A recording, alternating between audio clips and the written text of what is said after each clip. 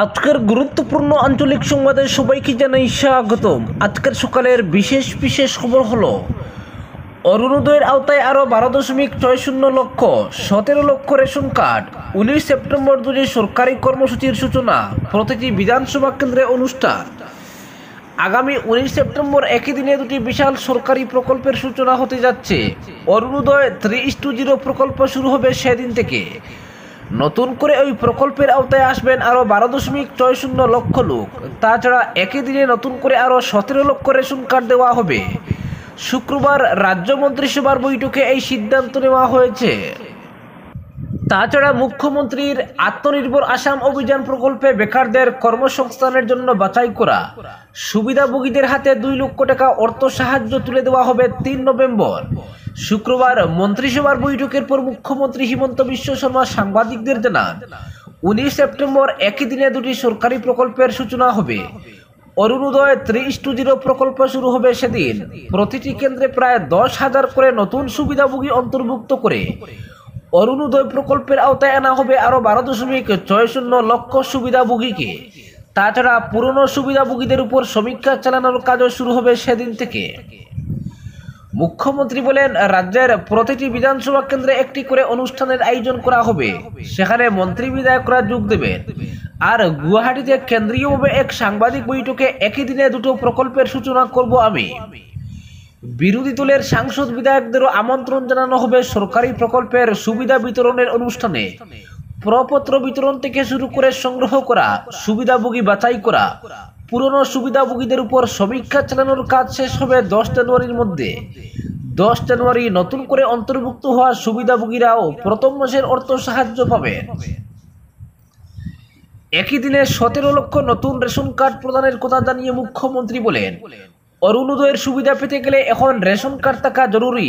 তাই গরিব হলেও রেশন কার্ড না থাকায় অনেকে ভাবেন অরুণোদয় প্রকল্পের সুবিধা পাবেন না। তাই নতুন করে 17 লক্ষ রেশন কার্ড প্রদানের সিদ্ধান্ত নেওয়া হয়েছে। 19 জানুয়ারি ওই 17 লক্ষ রেশন কার্ড প্রদান করা হবে প্রতিটি বিধানসভা কেন্দ্রে।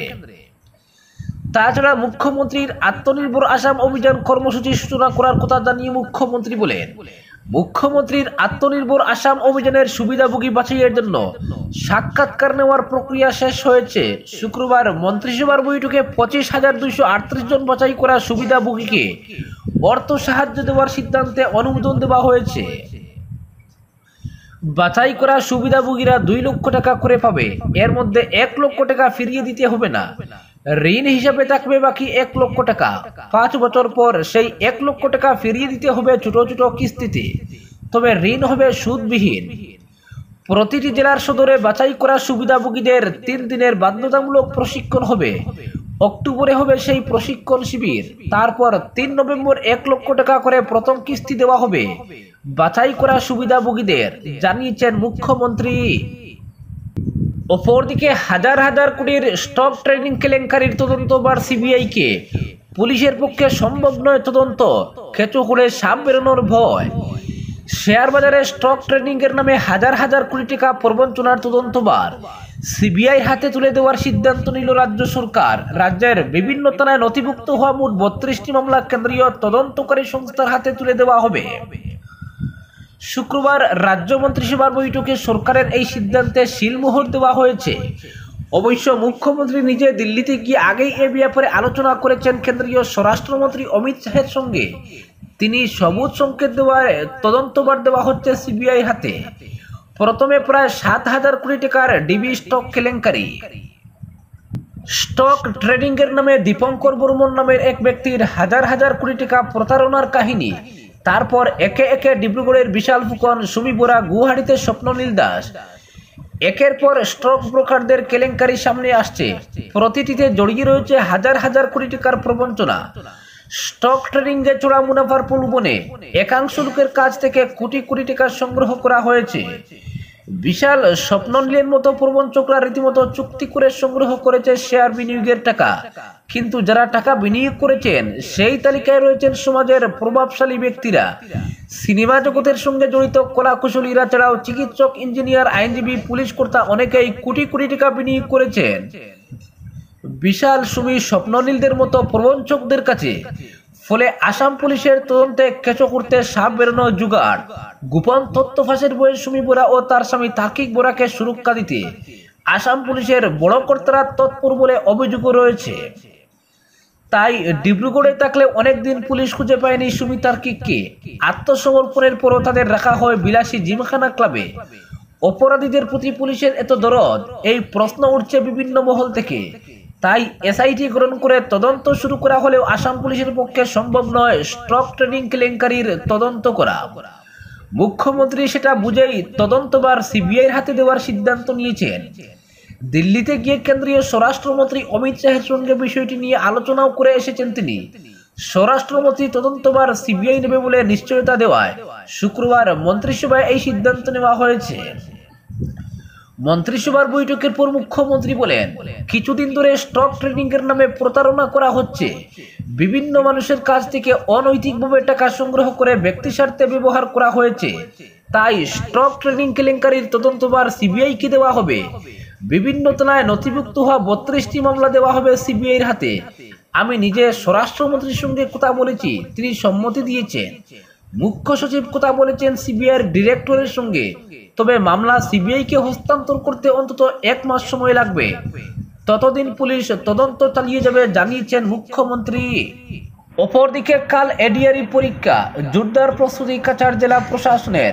বিভিন্ন রুটে চলবে প্রায় 200 বাস ক্রুইজার, 5 ট্রানজিট পয়েন্ট থেকে 2500 অটো ই রিক্সা। রবিবার বন্ধ থাকবে শিলচর শহরাঞ্চলের সব বাজার। পরীক্ষার দিন বেলা 11টা পর্যন্ত জরুরি কাজ ছাড়া ঘর থেকে না বেরোনোর আহ্বান জেলা আয়ুক্তের। কাছাড় জেলায় এবছর আসাম ডিরেক্ট রিক্রুটমেন্ট এক্সামিনেশন সংক্ষেপে এডিআরইতে বসছেন 75,707 জন। এর মধ্যে শুধু কাছাড় জেলার পরীক্ষার্থী 47,016, হাইলাকান্দি জেলার 19,119 এবং করিমগঞ্জ জেলার 8,049। 15 সেপ্টেম্বর আগামীকাল রবিবার কাছাড় জেলার 157 কেন্দ্রে পরীক্ষায় বসবেন তারা। এই পরীক্ষা পূর্বকে সুচারুরূপে সম্পন্ন করতে জোরদার প্রস্তুতি নিয়েছে কাছাড় জেলা প্রশাসন। এর মধ্যে রয়েছে ট্রাভেল, ট্রাফিক এবং ল অ্যান্ড অর্ডার প্ল্যান। শিলচরে সাংবাদিক সম্মেলন ডেকে এ বিষয়ে বিস্তৃত তুলে ধরেন কাছাড়ের জেলা আয়ুক্ত রোহন কুমার ঝা। সঙ্গে ছিলেন সাধারণ প্রশাসন এবং পুলিশ প্রশাসনের কর্তারা। জেলা আয়ুক্ত রোহন কুমার ঝা বলেন, 15 সেপ্টেম্বর 7 সকালে শিলচর সহ জেলার বিভিন্ন প্রান্তের পরীক্ষা কেন্দ্রে ছুটবেন প্রায় 75,500 পরীক্ষার্থী। সঙ্গে থাকবেন সমসংখ্যক বা বেশি অভিভাবক। স্বাভাবিকভাবেই রাস্তায় ভিড় উপচে পড়বে। এই সময় যাতে যানজট মোকাবিলা করা যায় সেই লক্ষ্যে ট্রাফিক প্ল্যান বানানো হয়েছে। কোথা থেকে কোন রাস্তা দিয়ে সহজে পরীক্ষা কেন্দ্রে পৌঁছানো যাবে তা মাথায় রেখেই বানানো হয়েছে এই প্ল্যান। এরপরও যে যানজট হবে না তা কিন্তু নয়। তাই রবিবার সকালে শিলচর শহরাঞ্চলের শাকসবজি বা মাছ মাংসের বাজার বন্ধ থাকবে। কাল সকাল 11টা পর্যন্ত অত্যন্ত জরুরি কাজ ছাড়া ঘরের বাইরে না বেরোনোর জন্য সবার প্রতি আহ্বান জানিয়েছেন জেলা আয়ুক্ত। তিনি বলেন, সরকারি চাকরির জন্য এদিন যারা পরীক্ষা দিতে যাবেন তারা যানজটে ফেসে পরীক্ষা কেন্দ্রে পৌঁছতে যাতে দেরি না হয় সেজন্য সর্বস্তরের নাগরিকের কাছে সহযোগিতা কামনা করছে। আজ মাইক যুগে বিষয়টি সর্বসাধারণকে অবগত করানো হবে। জেলা আয়ুক্ত আরও বলেন, হাইলাকান্দি ও করিমগঞ্জ জেলা থেকে 27,000 বেশি পরীক্ষার্থী আসছেন কাছাড়ে। তাদের জন্য ট্রেন ও বাস পরিষেবার ব্যবস্থা করা হয়েছে। আজ হাইলাকান্দি জামিরা থেকে 3টি ট্রেন আসবে শিলচর। 15 সেপ্টেম্বর 7 সকালে আরও একটি ট্রেন আসবে। একইভাবে করিমগঞ্জ থেকে রয়েছে পরিবহন পরিষেবা।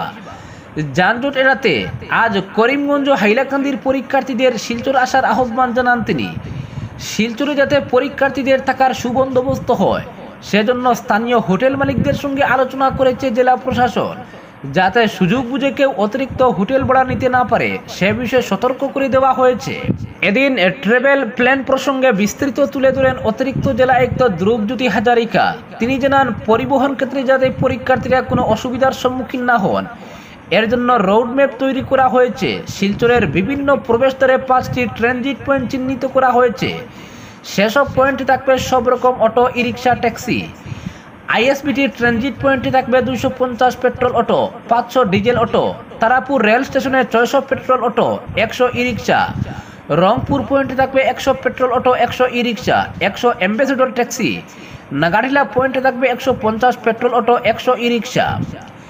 এসব ট্রানজিট পয়েন্ট পর্যন্ত জেলার বিভিন্ন প্রান্ত থেকে যাতায়াতের ব্যবস্থা করা হয়েছে বাস সহ অন্য যানবাহন পরিষেবার। জালালপুর কালান আইএসবিটি রুটে চলবে 10টি বাস, আইএসপিটি কালান জালালপুর রুটে 12টি বাস, হরিনগর পয়লাপুর রংপুর রুটে 12টি বাস, রংপুর পয়লাপুর হরিনগর রুটে 12টি বাস, লক্ষ্মীপুর রংপুর রুটে 10টি বাস, রংপুর লক্ষ্মীপুর রুটে 8টি বাস, জিরিঘাট রংপুর এবং রংপুর জিরিঘাট রুটে 12টি করে বাস চলবে। আমড়াঘাট নাগাটিলা রুটে 12টি বাস এবং 8টি ক্রুইজার, নাগাটিলা আমড়াঘাট রুটে 10টি বাস ও 8টি ক্রুইজার, মতিনগর সোনাই নাগাটিলা, নাগাটিলা সোনাই মতিনগর রুটে 10টি করে বাস, ভাগাবাজার নাগাটিলা এবং নাগাটিলা ভাগাবাজার রুটে 1টি করে বাস, 10টি ট্রাভেলার, 10টি ক্রুইজার। শিলচর বড়খোলা রুটে 1টি বাস যাতায়াত করবে। রবিবার ভোর 5টা থেকেই উপলব্ধ থাকবে এই পরিবহন পরিষেবা। প্রতি 10 মিনিট অন্তর চলবে এসব যানবাহন। এছাড়াও রবিবার সকাল 6টা থেকে আইএসপিটি আসাম ইউনিভার্সিটি রুটে চলবে 20টি বাস। যেসব পরীক্ষার্থী ব্যক্তিগত গাড়িতে আসবেন সেসব গাড়ি পার্কিংয়ের জন্য পরিকল্পনা নিয়েছে প্রশাসন।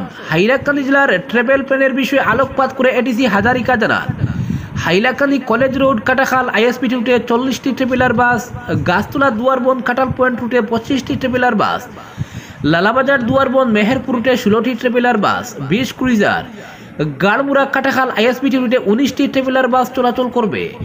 এসব গাড়িতে পরীক্ষার্থী পৌঁছানোর পর ট্রানজিট পয়েন্ট থেকে অটো, ই রিক্সা ও ট্যাক্সি ধরে পরীক্ষা কেন্দ্রে পৌঁছতে পারবেন পরীক্ষার্থীরা।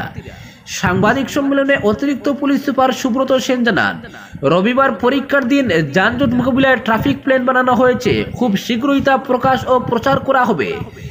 যানজট মোকাবিলায় ট্রাফিক প্ল্যান মোতাবেক সবাইকে চলার আহ্বান জানান তিনি। আজকের বিশেষ সংবাদ এখানেই সমাপ্ত।